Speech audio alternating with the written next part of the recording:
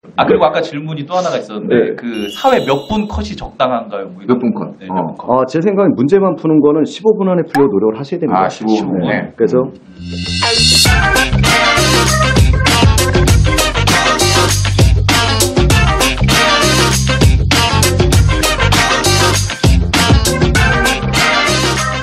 그러니까 질문 중에 뭐가 있었냐면, 사회를 푸는데 이제 시간이 많이 걸린다. 네. 그러니까 어떻게 시간을 줄일 수 있는가라고 17분 안에 끝내고 네. 싶은데. 경제 때문에 그렇죠. 근데 사실은 제 생각은 그래요. 그 공부하는 방식으로 시험지를 푸시면 안 됩니다. 그러니까 이게 무슨 말이냐면 우리가 공부를 하든 문제를 풀든 하다 보면 제시문을 다 읽고 그 다음에 그걸 읽은 다음에 선지로 내려가서 다시 확인을 하는데 시험장에 가셔서는 사실 선지를 먼저 보셔야 돼요.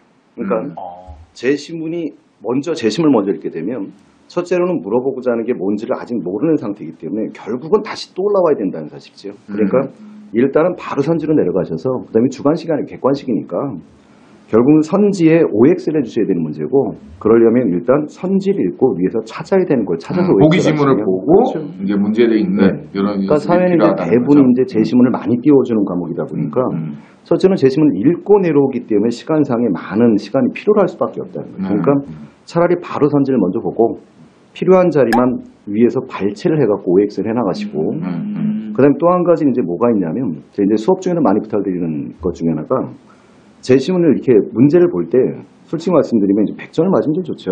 제일 좋은데 일단 100점이라는 게 내 손에 달려있지는 않은 것 같아요. 저는. 그렇죠. 그래서 한 문항 정도 이렇게 풀다가 꼭 순서대로 풀어야겠다는 생각을 하지 마시고 문제를 딱 보는 순간 시간이 많이 걸리는 문제 같다라는 한두 문제는 일단은 빼고 가세요. 패스.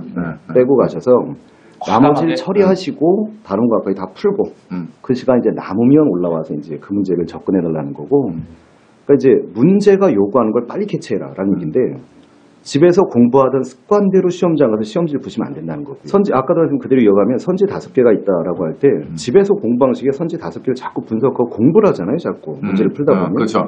그러지 말고 선지 5개 중에 자기 생각이 분석이 되는 선지도 똑같다는 거죠. 1번부터 꼭 선지를 분석할 게 뭐가 있냐는 거예요. 5개 중에 만만한 놈부터 먼저 잡아서 거기서 분석이 끝나면 답이 끝나면 시험지에서는 그냥 끝내고 나가셔야 돼요. 그러니까 역시 이제 시험에서 고득점을 받는 건 그냥 내용을 이해한다고 되는 건 아닌 것 같아요. 그렇죠? 문제에 대한 적응 능력 이런 것들이 분명히 길러져야지만 풀 수 있는 그렇죠. 지식이 많아서 빨리 푼다라는 건 아닌 것 같고요.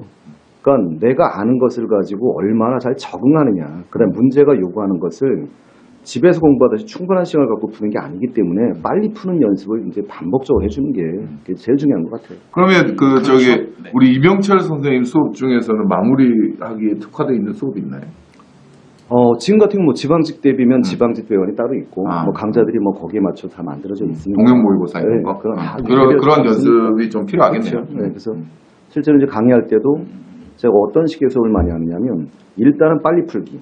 그러니까 이 문제가 요구했던 게 뭔지를 찾기. 그러고 난 다음에 그 문제를 다시 이제 공부를 시켜주는 이제 이런 식의 수업을 하는데 사실 뭐 사회뿐만이 아니라 제가 봐서는 뭐 어느 과목도 시간이 너무 충분한 과목이 있다는 없어 보이고. 그렇죠. 네.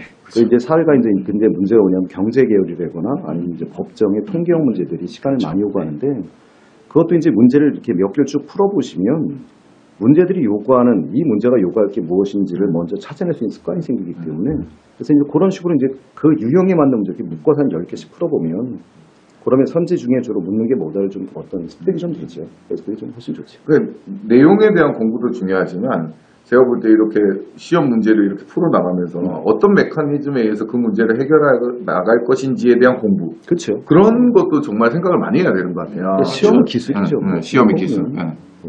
저는 근데 그 말씀이 되게 인상 깊은 것 같아요. 수험장에서 지문 선지를 분석해서 공부를 하지 말라. 그렇죠. 시험장에서 공부를 하면 어떻게 답을 찾아야지. 다음 시험을 위해서 시험장에서 공부를 하는 거야. 진짜 이렇게 하면 안 되죠.